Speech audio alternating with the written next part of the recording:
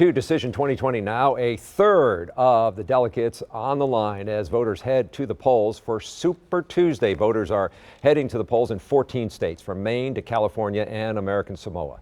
In the last day or so, both Amy Klobuchar and Pete Buttigieg both ended their campaigns and endorsed Joe Biden. So a lot on the line tonight in Super Tuesday. What will it mean for Wisconsin voters when the presidential primary rolls around here on April 7th? We are joined by Milwaukee Democrat Alderman Cavalier Johnson and Waukesha County GOP grassroots activist Robin Moore. So Alderman Johnson, let me begin with you. Here's what Mike Bloomberg said today. You don't have to win states, you have to win delegates. He suggested that no one will win a majority of the delegates, and this is going to go to the convention, and we'll see what happens. Do you agree? Is this what Democrats are worried about, a contested convention?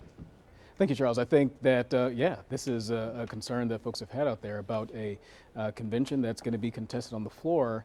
And Mayor Bloomberg is right to a point that this is a race about delegates, getting folks, candidates to 1991. I think Senator Sanders is going to have a good night. Second, I think, by Vice President Biden, and we'll see where it shakes out from there. So you have not made an endorsement in this race just yet. Put on your prediction cap. What are you thinking comes out of Super Tuesday? I think that Senator Sanders has a pretty good night, and I think that Vice President Biden has the second best night and probably picks up some states, especially down the South, like we saw with South Carolina this past weekend. So, Robin, let me ask you, the most recent Marquette Law School poll shows that Sanders, Biden, and Bloomberg all within the margin of error in a head-to-head battle with President Trump in Wisconsin. So either one of them could make this a very close election come November. Do you agree?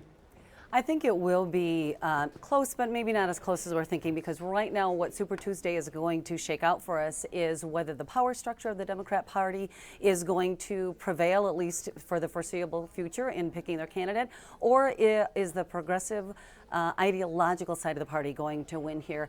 And depending on how that shakes out, I think is going to be really the tale in November, because President Trump is going to carry Wisconsin, because common sense voters here in the state are going to vote for what keeps Wisconsin safe, strong, and prosperous. So, Alderman Johnson, let me ask you about that, because Bernie Sanders is saying we are putting together a multi-generational, multi-racial movement of people who are standing up for justice and to beat Donald Trump. We are going to need to have the largest voter turnout in the history of this country. Will Democrats unite behind any of these candidates right now? I think that Democrats will line up behind whoever the nominee happens to be. If it's any one of the folks who are in the race right now, as soon as they clinch the nomination, I think the Democrats are going to coalesce behind that candidate, and that candidate is going to go on to win the presidency this year. I think that's going to happen. Do you see any concern among the African-American community? As we saw in South Carolina, it gave Joe Biden the boost that he needed. But when you look at this across the country, is that going to be the case if it's Bernie Sanders or Michael Bloomberg?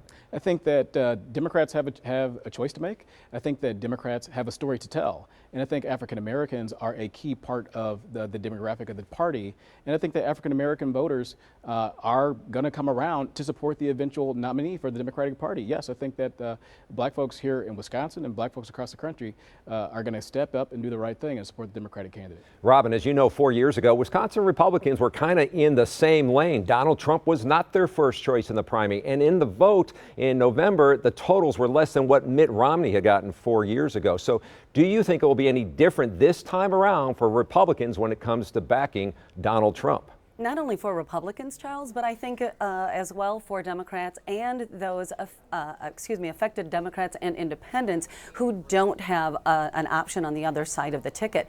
If the ideology wins out, there certainly are people who are very concerned where Bernie Sanders would take this country.